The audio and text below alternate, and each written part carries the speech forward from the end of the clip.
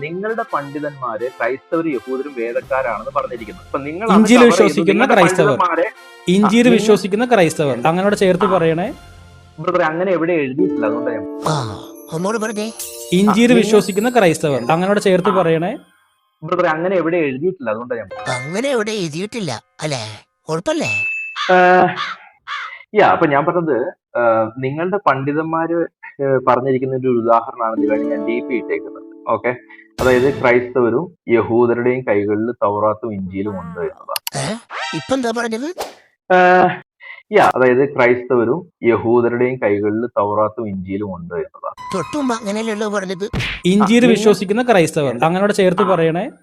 ബ്രദറെ, അങ്ങനെ എവിടെ എഴുതിയിട്ടില്ല, അതുകൊണ്ട് ഞാൻ എഴുതിയിട്ടില്ലാന്നോ എഴുതിയിട്ടുണ്ടെന്നോ? അതായത് ക്രൈസ്തവരും യഹൂദരുടെയും കൈകളിൽ തൗറാത്തും ഇഞ്ചിയിലും ഉണ്ട് എന്നതാണ്. തൊട്ടു മുമ്പ് എഴുതിയിട്ടില്ലാന്നല്ലേ പറഞ്ഞത്?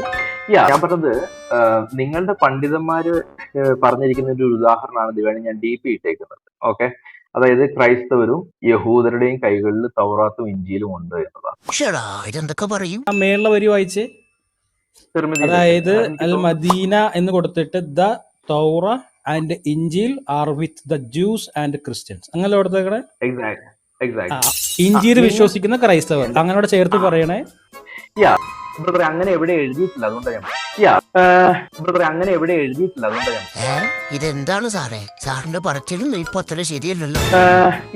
അതായത് ക്രൈസ്തവരും യഹൂദരുടെയും കൈകളിൽ തൗറാത്തും ഇഞ്ചിയിലും ഉണ്ട്. പക്ഷെ നിങ്ങൾ കൂടുന്ന തെളിവിൽ നിന്ന് ഞാൻ വായിക്കുകയാണ്, Torah and Injil are with the Jews and Christians.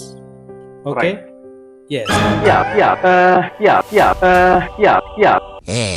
അത്രക്കായോ? എന്റെ അടുത്താ കളി. എന്നാ പിടിച്ചു. ഹായ് ടോ ടോ യാ ചൂ കിങ് ഹായ്. അത് ശരി, ഇടിക്കാൻ വീഴൂല. എന്നാ പിടിച്ചോ.